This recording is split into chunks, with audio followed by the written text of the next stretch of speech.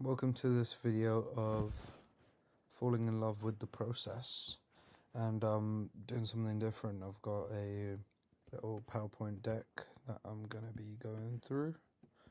I'll whack myself in the top corner there. Fall in love with the process, not the outcome.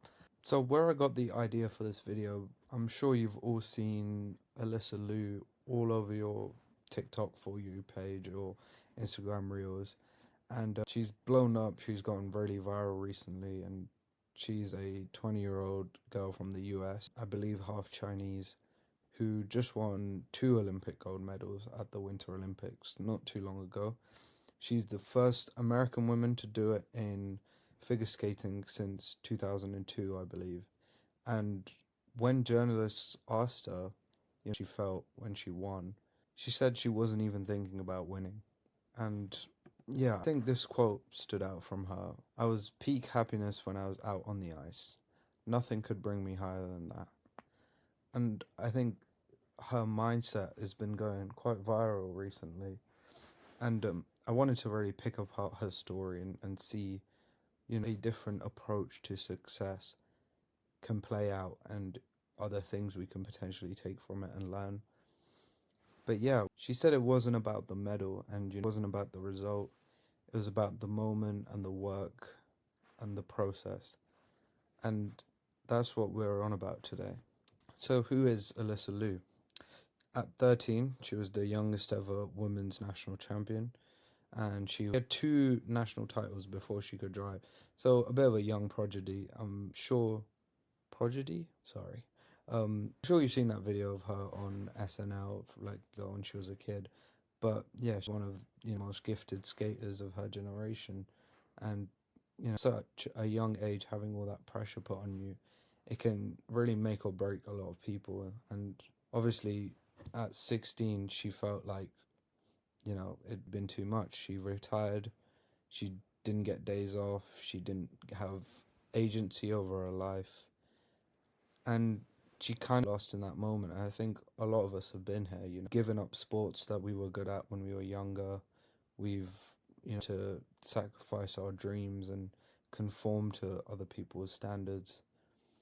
And I think what happened was she built her identity on the outcome, and she got used to winning and the titles and the scores, the medals, but she felt empty, and I guess that's why she chose to retire. And she retired for 18 months, but those 18 months away from the ice, she came back because, missed the feeling of skating again. She didn't miss winning, she missed actually doing the thing. So, in December of 2023, she returns to the ice. No competition goal, just the love of it. March 2025, world champion, first American woman in nearly 20 years. And then recently, in February last month, she won the Olympic gold, first American woman since 2002. It's the same person who retired, and, massive comeback and change of mindset and, her abilities to the next level. I really like this quote from her where she refers to herself as more of an artist and really looking at her sport as a work piece and the competition. It wasn't about the scores anymore for her, and it was about, there and doing her best performance. So I guess what we can take away from this is why outcome obsession will destroy you, and eventually you will burn out. And it's to all of us. It's happened to me several times. Every time I feel like I'm focusing too much on an outcome, I get, this trap, the arrival fallacy. Your brain has this weird thing where it's never satisfied. At least my brain does. I don't know if it applies to everyone, but I know a lot of people are like this, where you achieve one goal and instantly you're on to the next, or you're thinking about what else you can do. And that's because it's just natural for our brains to adapt and constantly strive for more. If we don't feel like the reward we earned, the goal we hit, actually feels like a reward, it will feel empty and we will just chase more of it. This was also a big thing for me. Anxiety kills performance. That feeling of, standard to always hit. Yes, it can be a motivating and good thing because it pushes you, but it can also kill your spontaneity and your creativity. And when it comes to creative hobbies, like content creating or, kind of art, you don't want to restrict yourself too much by making the standard so high that you never even tried in the first place. And I feel like that's the trap I often get stuck in when it comes to content, when thinking that, I feel ready today, or I don't have a good idea, and I'm not executing, I'm not practicing, and I'm not putting in the reps. So that can really kill your overall improvement. This is a big one, identity fragility. If everything you base your sense of self on is a result, then, don't get the result you wanted, you're essentially a failure, which is like just true in the slightest. Versions of Alyssa Liu, the one before she retired, the one after, and when she came back and got all the success that she always had the potential to do, but was having all that pressure put on her. It clearly got to her. She burnt out and she couldn't perform. And when you change your identity, when you detach your identity from the result, it allows for real expression to come out, attached to the amount of views I get on these videos, or, subscribers I get. And frankly, I don't really care about that anymore. It's about creating stuff and my thoughts out there into the world for people to hear and talk about and maybe learn something. And, I'm focused on, I'm not really caring about, count or the subscribers. And yeah, it's with more and more people here, because that means I can help more people. But if I can help one person, it's still better than none. So it's a different mindset to have, where you don't attach your identity to the results you produce. And I don't do many sports anymore, but the one sport I am quite into is running, I guess. And as you guys know, and if you don't know, I am less than 8 weeks out from London Marathon this year. And I've felt this in my own training. Marathon's not easy, it's a very long process. And there's really two types of miles or kilometers. I just put miles because I was thinking in miles.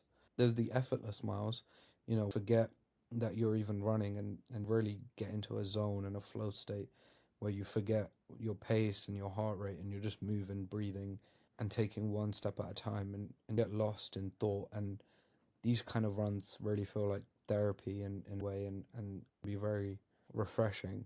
And then there's the runs where you were just suffering through them. You really didn't want to be out on a run. Maybe it's cold, maybe it's raining, and all your mind can think about is, pace. Oh, my heart rate's too high. Oh, I'm not, like, I've got this much kilometers left, got this many miles left. Like, can I make it up? Can I do the right distance in the right time? Start creating all this suffering, but it's not real, in your head. You start focusing too much on outcomes and you forget the process of running almost, and it makes it so much longer, and you just end up running out of fuel and to quit easier. So here are some shifts that I'm trying to put into work to, help with the process, because it's easy to say, but it's harder to do. So redefining the win. I love doing this, where I really try to reframe how I set goals for the day. And it's about inputs and not necessarily outputs. Where, in saying I'm gonna, subscribers, I say I'm gonna post every day and show up. Instead of, get this amount of time, I'm gonna do X amount of miles this week in training, about the time, but knowing that I'm putting the miles into my legs.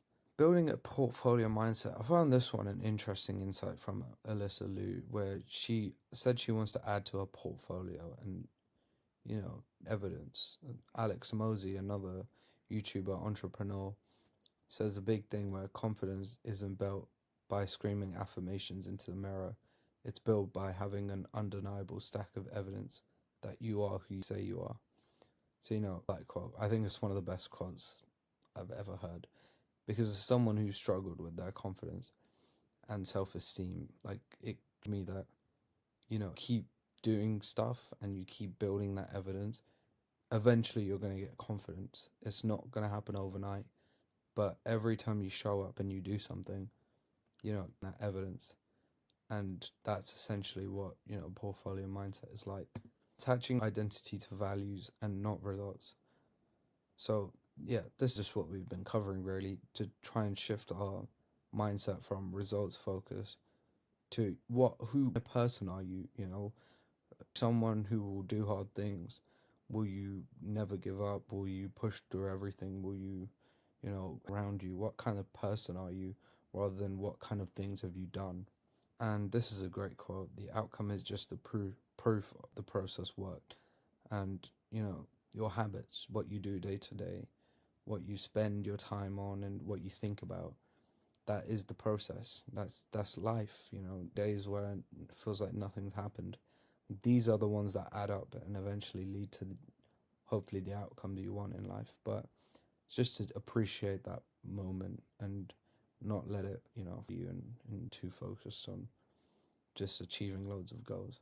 But yeah, I'll leave you guys with one question. Thank you for watching all this way. I hope you learned something, and you know, you could drop down in the comments what's one goal you've been obsessing over the result of is falling in love with the work. So, you know, caught yourself doing this? Have you attached too much to results? And how are you going to change that? You know, to hear it in the comments. And thanks for watching.